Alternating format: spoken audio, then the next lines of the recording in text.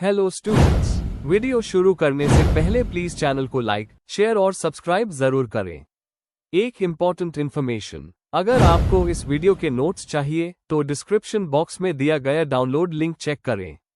Thank you. चलिए शुरू करते हैं। इस वीडियो में हम पढ़ेंगे MEG3 ब्रिटिश नॉवल के प्रीवियस ईयर क्वेश्चन और most important questions with answers. यह क्वेश्चंस आपके एग्जाम के लिए बहुत इम्पोर्टेंट है। अगर आपने ये अच्छे से कर लिए तो एग्जाम निकलना पक्का है। Let's begin. Question 6, examine the symbolic significance of the title heart of darkness. Question explanation. इस क्वेश्चन में हमें बताना है कि हार्ट ऑफ डार्कनेस टाइटल का क्या सिंबॉलिक मतलब है। हमें एक्सप्लेन करना है कि डार्कनेस सिर्फ अफ्रीका के जंगल के लिए नहीं, बल्कि इंसान के अंदर के मोरल और इमोशनल डार्कनेस के लिए भी उस हुआ है। इसमें इंपीरियलिज्म, ह्यूमन नेचर और सिविलाइजेशन के हिपोक्रेसी को समझाना जरूरी है। आंसर। इंट्रोडक्शन। जोसेफ कॉनरैड का नॉवल हार्ट ऑफ डार्कनेस एक ऐसा मास्टरपीस है जो इंसान के अंदर छिपे हुए डार्कनेस और कॉलोनियल सिस्टम के भेद खोलता है। टाइटल खुद एक पावरफुल सिंबल है जिसका मतलब है फिजिकल, मॉरल, साइकोलॉजिकल और स्पिरिचुअल डार्कनेस। मालो के कांगो जर्नी के जरिए राइटर दिखाता है कि सबसे बड़ी डार्कनेस इंसान के दिल में ही छुपी होती है, ना कि सिर्फ जंगल में। Main body. 1. Geographical symbolism, Africa का heart.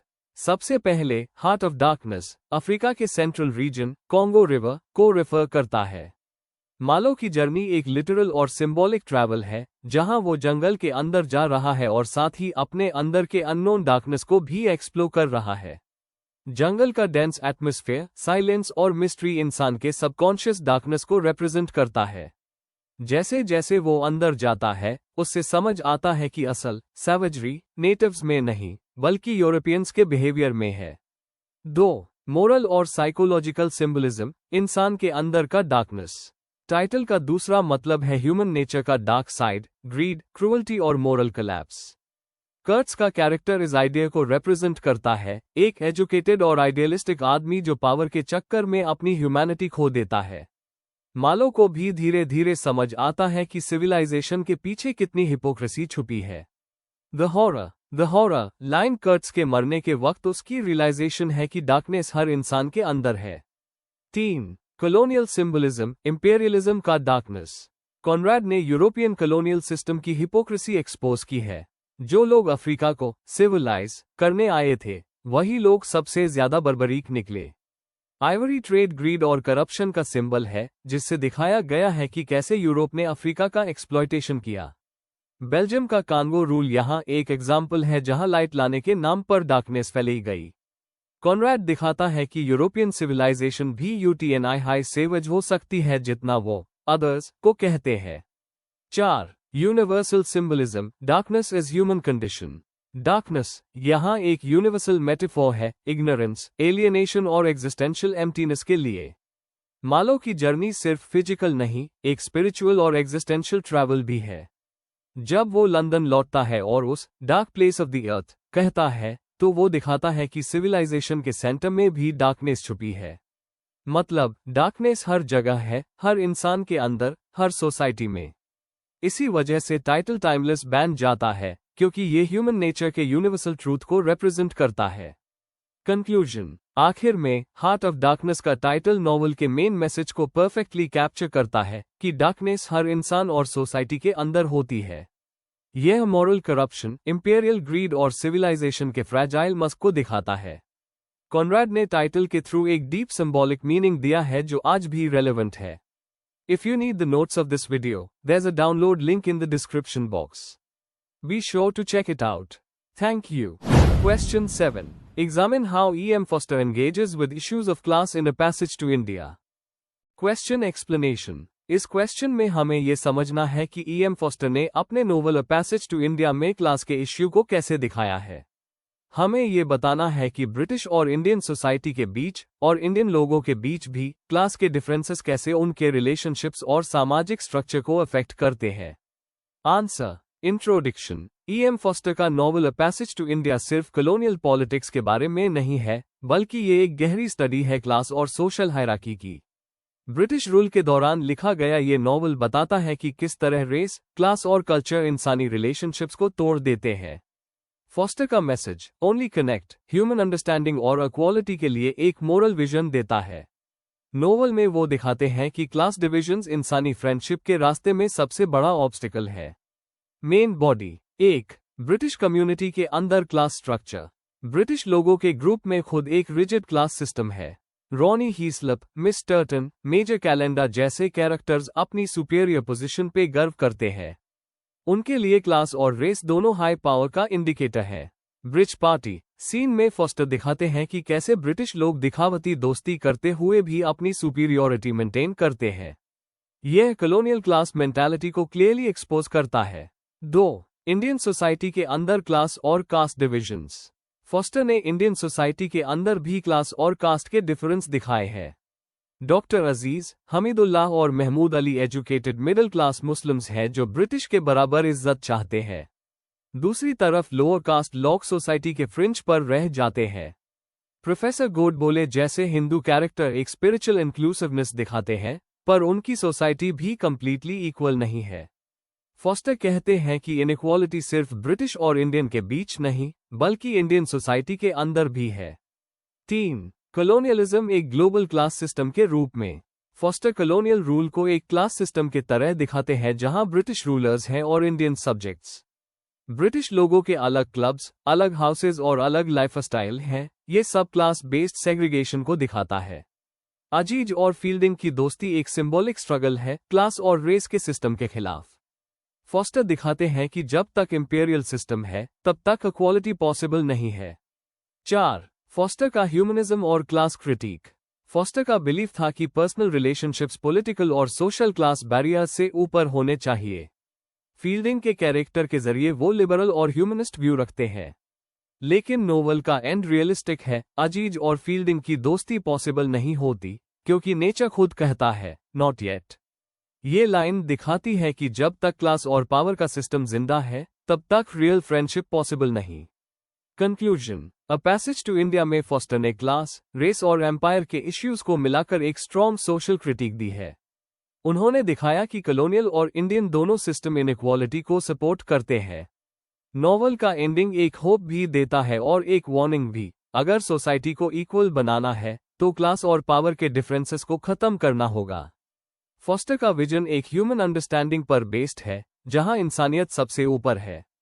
If you need the notes of this video, there's a download link in the description box. Be sure to check it out. Thank you. Question 8.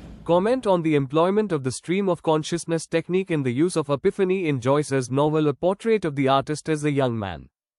Question explanation. इस question में हमें बताना है कि James Joyce ने अपने novel में stream of consciousness और एपिफनी जैसे टेक्निक्स का उस कैसे किया है।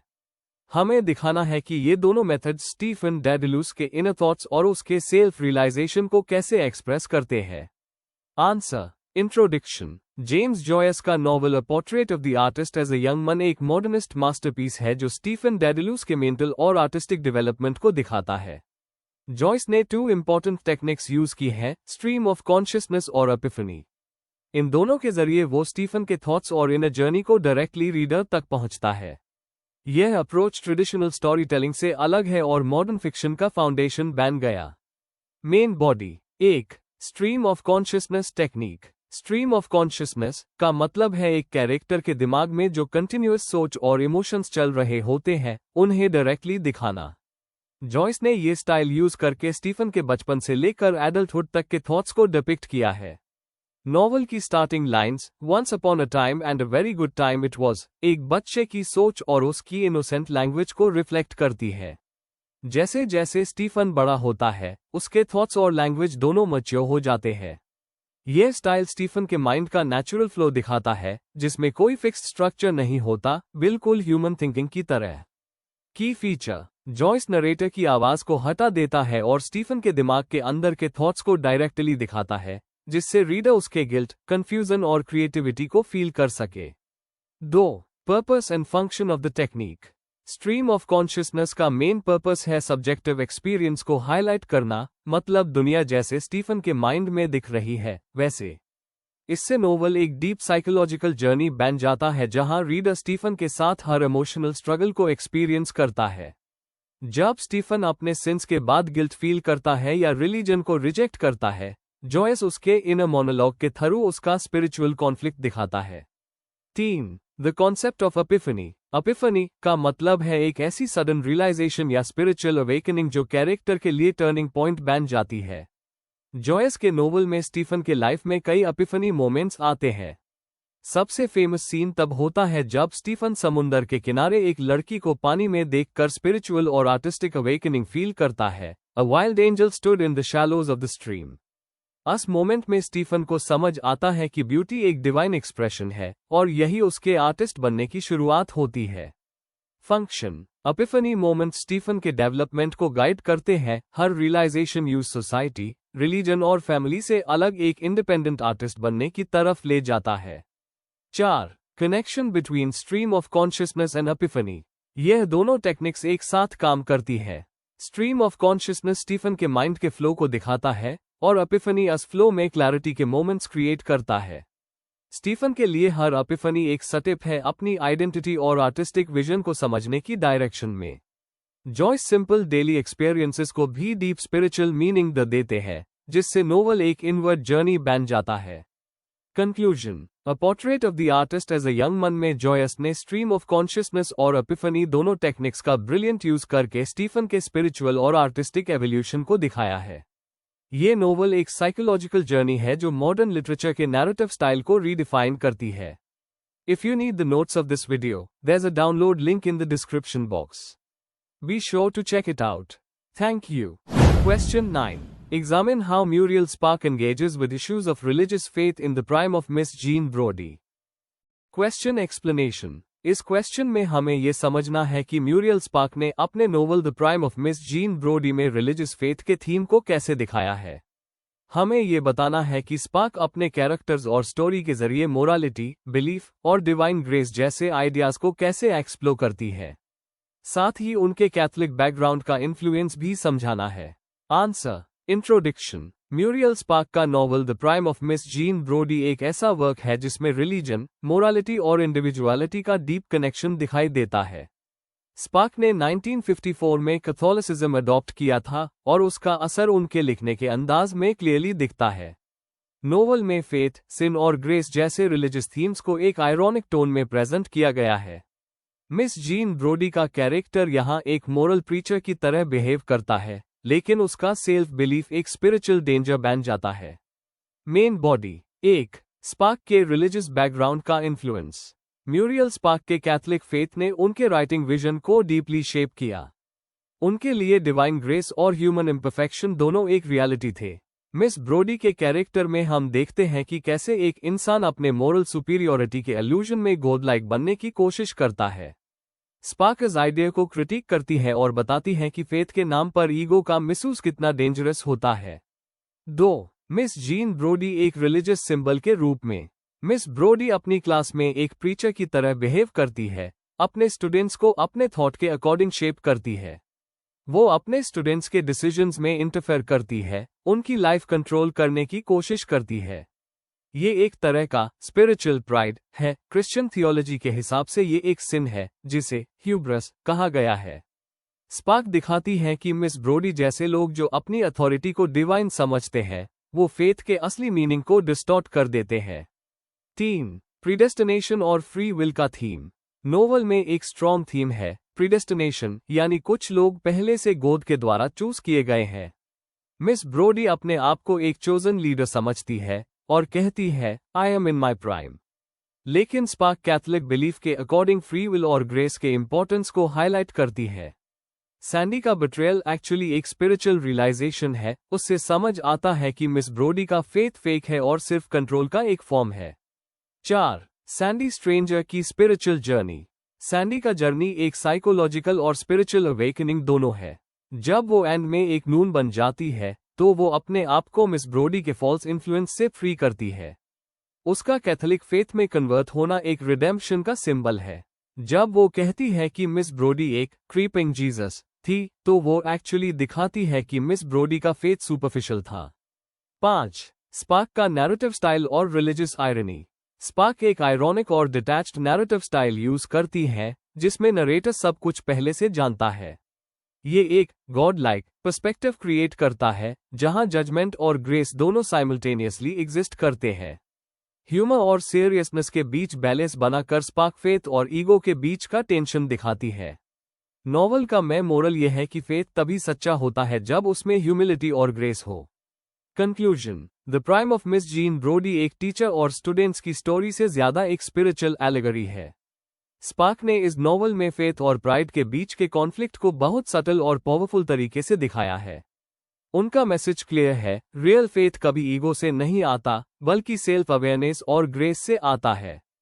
Before we end, please like, share and subscribe the channel for more such study materials and one important information अगर आपको नोट्स चाहिए, तो डिस्क्रिप्शन बॉक्स में डाउनलोड लिंक दिया हुआ है। जरूर चेक करें। Thank you.